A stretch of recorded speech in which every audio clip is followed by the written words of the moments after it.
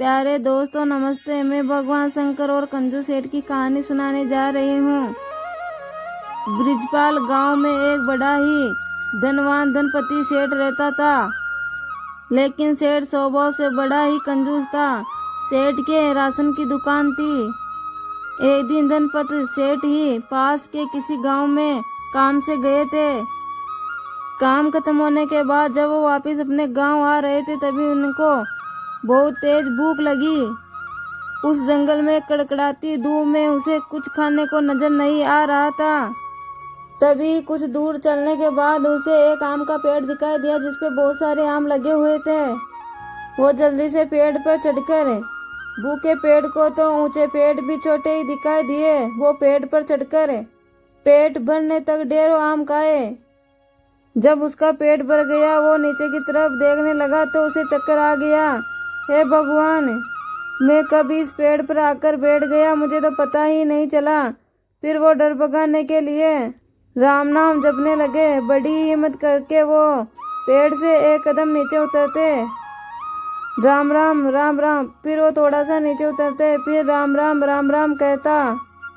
फिर जैसे उसने तीसरा पैर नीचे रखा तो वो फिसलने लग गया और झटके से। फिर सेठ ने भगवान शंकर को याद करते कहा, राम राम। हे भगवान, भूख में मैं कब से ऊंचाई पर आ गया पता ही नहीं लगा। प्रभु मुझे जल्दी से नीचे उतारिए, मुझे तो ऊंचाई से बहुत ही डर लगता है। या मुझे इतनी हिम्मत दीजिए कि मैं नीचे उतर सकूं। फिर वो थोड़ा नीचे उतरने लगा। फिर वह थोड़ा नीचे उतरा तो भोलेनाथ से कहने लगा कि भोलेनाथ, मुझे आप नीचे सही से उतार दोगे तो मैं आपके मंदिर में जाकर 100 नारियल चढ़ाऊंगा। फिर थोड़ा नीचे उतरा, फिर बोला, है भोलेनाथ, आपने मुझे नीचे सही से उतार दोगे तो मैं आपके मंदिर में जाकर 50 नारियल चढ़ाऊंगा। फिर वो थोड़ा सा और नीचे उतर गया और फिर बोला कि भोलेनाथ, मुझे नीचे उतार दो, मैं आपके मंदिर में आके 10 नारियल चढ़ाऊंगा। साथ ही ब्राह्मणों को बुलाकर उसे भोजन खिलाकर 56 भोग का प्रसाद आपको चढ़ाऊंगा। फिर वो जमीन से थोड़ा ऊपर ही रह गया तो फिर बोला कि हे भोलेनाथ, मुझे जमीन पर सही से उतार दो, मैं आपके मंदिर में एक नारियल और एक ब्राह्मण को लाकर भोजन कराऊंगा। धरती पर यह सब कुछ हो रहा था तो ऊपर कैलाश में बैठे भोलेनाथ ये सब कुछ देख रहे थे। वहीं पर उनके साथ नारद मुनि भी थे। उन्होंने भोलेनाथ से कहा, नारायण नारायण, हे प्रभु, यह धनपति सेठ तो कितना बड़ा स्वार्थी है। जैसे उसके जीवन में समस्याओं का स्तर बड़ा होता है तो वह नीचे झुक जाता है, और जैसे उसकी समस्याओं का स्तर घटता है तो वह अड़ियल बन जाता है। और कंजूसियत की तो सारी सीमा ही पार है।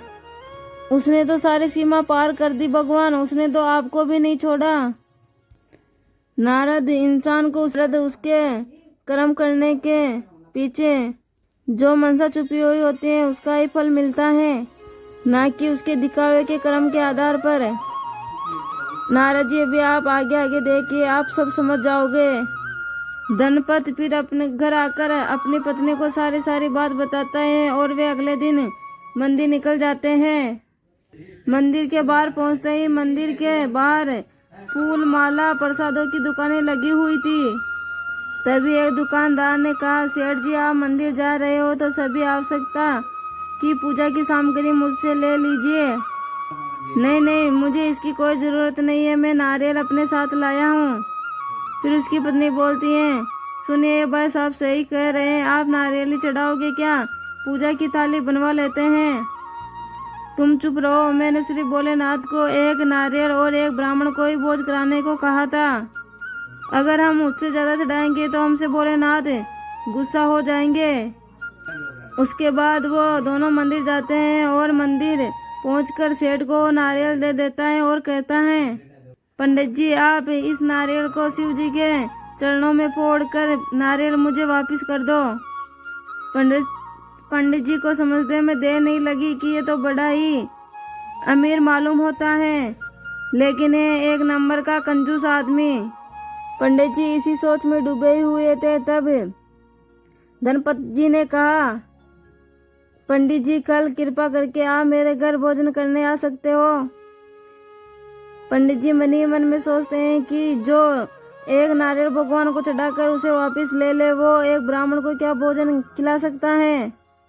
धनपति सेठ बोलता है, वैसे पंडित जी आप कितना खाना खाते हो। पंडित जी बोले, थोड़ा चावल, 2 रोटियां, 1 गिलास दूध और 1-2 फल, बस इतना ही खाता हूँ। यह सुनकर धनपति सेठ बहुत ज्यादा खुश हो गया और चलो ज्यादा खर्चा तो नहीं आएगा, थोड़ा पैसा लगाकर अपना काम बन जाएगा। धनपति सेठ अपनी पत्नी को लेकर वहां से चला गया। अगले दिन पंडित जी सेठ जी के घर पधारे। प्रणाम पंडित जी, आइए आइए। अरे सरला, पंडित जी आ गए, उसे भोजन परोस दो। सरला ने पंडित जी के आगे खाना परोस दिया। पंडित जी हाथ धोकर बैठे थे। पहले उन्होंने प्रभु को प्रणाम किया, फिर एक निवाला प्रभु को परोस दिया। उसके बाद वो खुद खाने लगे। पंडित जी ने जैसे ही 2 रोटियां खाई, सरला, पंडित जी और रोटी ले आओ। तो धनपति सेठ बोलता है, अरे सरला, क्यों तुम पंडित जी का पेट खराब करने में लगी हो। पंडित जी ने कल ही कहा था ना, वो सिर्फ 2 ही रोटी खाते हैं, फिर क्यों जबरदस्ती कर रहे हो। बेचारे पंडित जी का और तो रोटी खाने का मन था, लेकिन धनपति की बात सुनकर और रोटी ना ले सके। खाने के बाद सरला ने फल ले आए, पंडित जी को खाने के लिए दिया तो बोलती है, कुछ और लेकर भी आऊं पंडित जी। उतने में उधर सेठ जी बोले, अरे क्या ये क्या कर रही हो सरला, तुम्हें पता नहीं है क्या, कल पंडित जी का क्या कहे थे कि वो सिर्फ 2 ही फल खाते हैं। इसके बाद सरला दूध का गिलास पंडित जी को देती हैं। दूध पीने के बाद पंडित जी दोनों को दुआएं देकर वहां से चले जाते हैं। हालांकि पंडित जी वहां आधा ही पेट भोजन किया था। ऊपर कैलाश पर्वत में भोलेनाथ बैठकर और नारद जी ये सब देख रहे थे। तभी नारद जी बोले, नारायण नारायण, हे प्रभु, इस धनपति सेठ की तो कंजूसी की कोई हद ही नहीं है।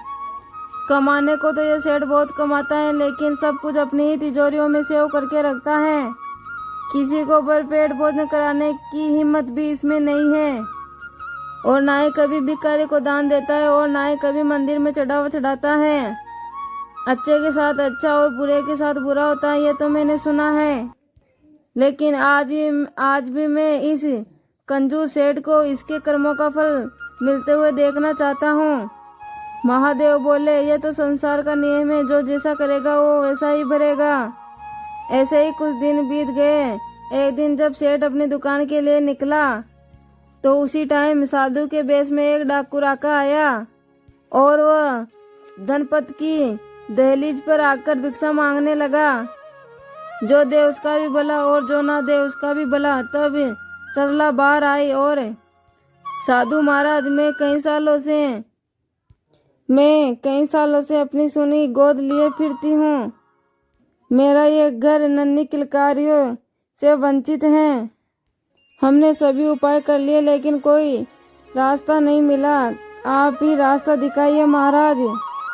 आपको 5 किलो सोना, 2 किलो चांदी और 1 साल का राशन एक साधु को दान करना होगा, तभी आपको फल मिलेगा। सरला माँ बनने के लिए उन्होंने अपनी तिजोरी से पूरे जेवरात निकाल कर साधु के सामने रख दिए। महाराज, आप एक साधु है, आप ये दान स्वीकार कीजिए और हमें आशीर्वाद दीजिए कि हमें एक बच्चा हो जाए। साधु के वेश में डाकू ने तुरंत उस तेले को उठाया और लेकर वहां से रप्पू चप्पू हो गया। रात को जब सेठ घर पर आया तो उसने एक किस्सा बताया। आज मैं जब घर पे आ रहा था तभी मैंने 2 डाकुओं की बात सुनी। ब्रिजपाल गांव में आज लूट कर तो मजा ही आ गया। ना जाने वो कौन से घर में चोरी करके गए हैं। क्या तुम्हें इसके बारे में कुछ जानकारी है? सरला बोलती है, क्या लूट कर ले गए वो लोग? वो बात कर रहे थे कि कोई उसे एक बेवकूफ औरत मिल गई जो अपने हाथों से उसे सोना चांदी दे दी। पता नहीं ऐसे इस गांव में कौन से ने पाप धर्म किया है जो खुद ही लूटने को तैयार हो गया। सुनिए जी, वे डाकू किसी और का नहीं, अपना ही घर लूट कर ले गए हैं। और वो बेवकूफ औरत पुत्र की चाह में उन डाकुओं को साधु के रूप में पहचान नहीं पाई और उनकी बातों को सुनकर उन्होंने सारा तिजोरी का माल 2 थैलों में भर कर दे दिया। अपनी पत्नी की ये सारी बातें सुनकर धनपत के होश उड़ गए और अपने सिर को पकड़कर वो सोफे पे बैठ गया। उधर कैलाश पर्वत में यह सब कुछ नारद और भोलेनाथ देख रहे थे। तभी नारद जी हंसने लगे और कहे, भोलेनाथ की जय हो। आज मैंने देख लिया, जैसे को तैसा ही मिलता है, जो जैसा करेगा वो वैसा ही भरेगा। तो प्यारे दोस्तों, हमें इस कहानी से ये शिक्षा मिलती है कि हमें कंजूसी छोड़कर अपनी कमाई का कुछ हिस्सा दान पुण्य भी करना चाहिए। प्यारे दोस्तों, आशा करती हूँ कि आपको ये वीडियो अच्छी लगेगी। वीडियो को पूरा ज़रूर देखना और वीडियो को लाइक शेयर कमेंट और अपने यूट्यूब चैनल को सब्सक्राइब कर देना। मैं अपनी वीडियो को यही समाप्त करती हूँ। धन्यवाद।